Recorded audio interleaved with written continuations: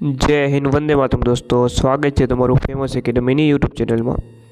आज video lecture आज आप एएमसी स्पेशियल एएमसी और अमदावाद जिला ने लगता मोस्ट आईएमपी अगत्यना टॉप 50 क्वेश्चन जोवाना छीए। तो चलो मित्रों शुरुआत करिए। एना पहला एएमसी माटे ओके, जो तमे 10 जेटला मॉडल पेपर मेळववा मांगता हो तो आपणी फेमस एकेडमी नामनी एप्लिकेशन जे छे गूगल प्ले स्टोर परथी डाउनलॉड करी लेजो। चलो क्वेश्चन नंबर 1 है कि भाई अमदावाद जिला अंतर्गत केटली विधानसभानी बेठकोनो समावेश थाय छे। तो टोटल 21 बेठको अमदावाद जिला में 21 बेठकोनो समावेश थाय छे। टोटल 182 बेठक छे गुजरात विधानसभानी, एमांथी 21 जे विधानसभानी बेठकोनो समावेश अमदावाद जिला में थाय छे। चलो अहीं तमे जोई शको छो कि तालुका केटला आवेला छे। अमदावाद जिला में 10 जेटला तालुका आवेला छे। ओके, अमदावाद महानगरपालिका पोते छे, एनी अंदर 6 जेटली नगरपालिका आवेली छे। विधानसभानी 21 बेठको अने लोकसभानी 2 बेठको आवेली छे। तो तमाम माहिती अगत्यनी रहेशे। चलो त्यारबादनो क्वेश्चन बात करिए तो 2011 ની વસ્તી ગણતરી મુજબ અમદાવાદમાં મહિલા સાક્ષરતા દર કેટલો નોંધાયો હતો, કેટલા ટકા?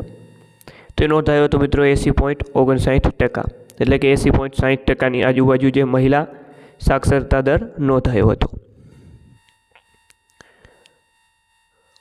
ચાલો તમે અહીં જોઈ શકો છો કુલ વસ્તી પણ તમે જોઈ શકો છો જે 2011 ની વસ્તી ગણતરી મુજબ છે કે ભાઈ 74,86,573। વસ્તી ગીતતા તો 983 પ્રતિ ચોરસ કિમી અને જાતિ પ્રમાણ 903। ઓકે, એમાં સાક્ષરતા દરની વાત કરીએ તો ટોટલ સાક્ષરતા દર ઓવરઓલ 86.65%, જેમાંથી પુરુષોનો 92.44% અને સ્ત્રીઓનો 80.59%। ચાલો ત્યારબાદનો ક્વેશ્ચન છે કે ભાઈ હાલમાં અમદાવાદ શહેરના પોલીસ કમિશનરનું નામ જણાવો।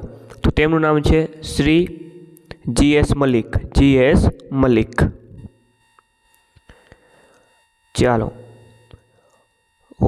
ડાયરેક્ટર જનરલ ઓફ પોલીસ એટલે કે DGPના અત્યારે પદ ઉપર કોણ છે? તો કે વિકાસ સહાય IPS છે। ઓકે, અને પોલીસ કમિશનર અમદાવાદ શહેરના કોણ છે? GS મલિક। ચાલો ત્યારબાદનો ક્વેશ્ચન છે કે ભાઈ તત્કાલીન માનનીય મુખ્યમંત્રી શ્રી ભૂપેન્દ્રભાઈ પટેલનો વિધાનસભા મત વિસ્તાર જણાવો। તો તેમનો વિધાનસભાનો મત વિસ્તાર કયો છે? કાટલોડિયા। ત્યારબાદનો ક્વેશ્ચન છે મ્યુનિસિપલ કોર્પોરેશન કંટ્રોલ રૂમની મુખ્ય કચેરી ક્યાં આવેલી છે? તો આવેલી છે દાણાપીઠ મધ્ય ઝોનમાં।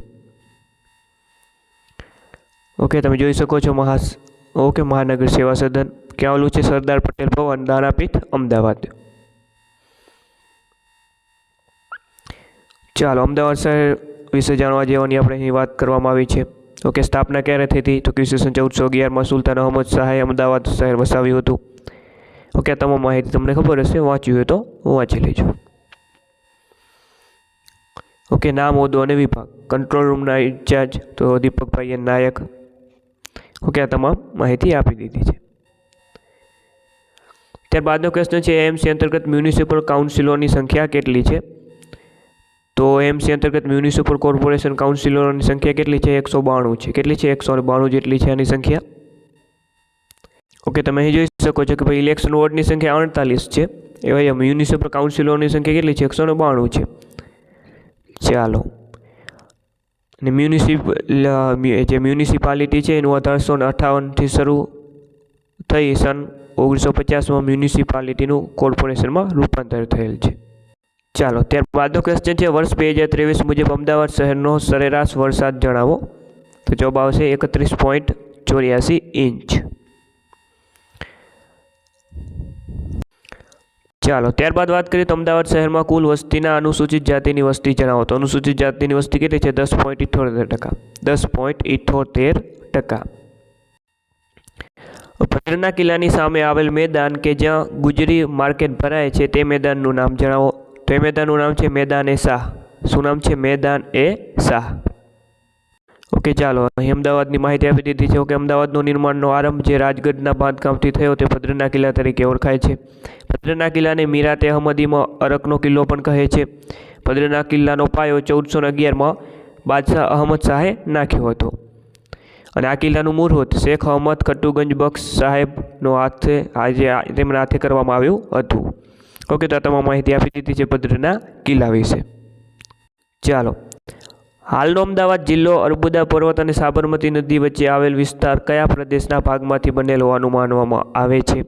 તો જવાબ આવે છે અનારટા પ્રદેશ, ઓપ્શન બી. હાલનો અમદાવાદ જિલ્લો અર્બુદા પર્વત અને સાબરમતી નદી વચ્ચે આવેલ અનારતા પ્રદેશ ભાગમાંથી બનેલ છે. સ્કંદ પુરાણના નગરખંડ અને પદ્મ પુરાણના છઠ્ઠા ઉત્તરખંડમાં પણ તેનો ઉલ્લેખ જોવા મળે છે. ત્યારબાદ જૂનાગઢમાં આવેલ રુદ્રદામાના શિલાલેખમાં સાબરમતી નદીની આસપાસના પ્રદેશને કયો પ્રદેશ કહ્યો છે? તો એને સ્વભરા પ્રદેશ તરીકે ઓળખવામાં આવ્યો છે. મોહમ્મદ બેગડાએ શહેર ફરતે એક દિવાલ બનાવેલ. આ દિવાલને કુલ 12 દરવાજા હતા. આ દિવાલની કુલ લંબાઈ જણાવો. તો એની લંબાઈ હતી 10 કિમી. 10 કિમી.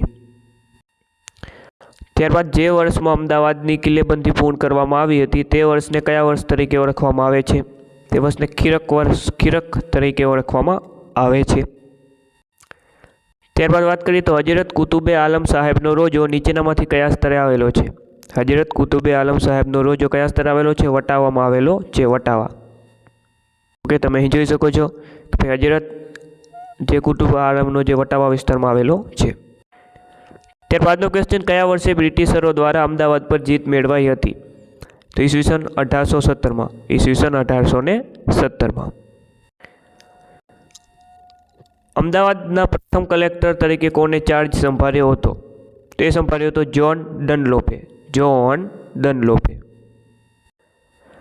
1909માં સ્વદેશી મિત્ર મંડળે અમદાવાદમાં સ્વદેશી સ્ટોર શરૂ કર્યો. તેનું સંચાલન કોણ કરતું હતું? તેનું જે સંચાલન છે તે કૃપાશંકર પંડિત દ્વારા કરવામાં આવતું હતું. ચાલો, અમદાવાદ શહેરનો STD કોડ જણાવો. તેનો STD કોડ છે 079. અમદાવાદ નગરપાલિકાના ફાયર બ્રિગેડ વિભાગે 1907માં કયા દેશ પાસેથી કિંગ મશીન ખરીદ્યું હતું? તો આ જે કિંગ મશીન છે તે ઇંગ્લેન્ડ પાસેથી ખરીદવામાં આવ્યું હતું.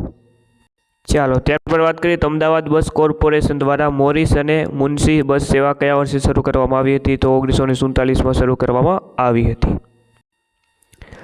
BRTS બસ સેવા નેટવર્ક 2023 સુધીમાં કેટલા કિલોમીટર સુધીમાં વિસ્તર્યું છે? તો જવાબ આવે 160 કિમી. 160 કિમી. અમદાવાદ શહેરમાં હાલમાં કેટલા જનમાર્ગ સ્ટેશનો છે? તો 126 જનમાર્ગ સ્ટેશનો અમદાવાદમાં હાલમાં કાર્યરત છે. ત્યારબાદનો ક્વેશ્ચન, અટલ બ્રિજની ટિકિટ બારકોડ વરિષ્ઠ નાગરિક માટે કેટલા રૂપિયા રાખવામાં આવેલ છે?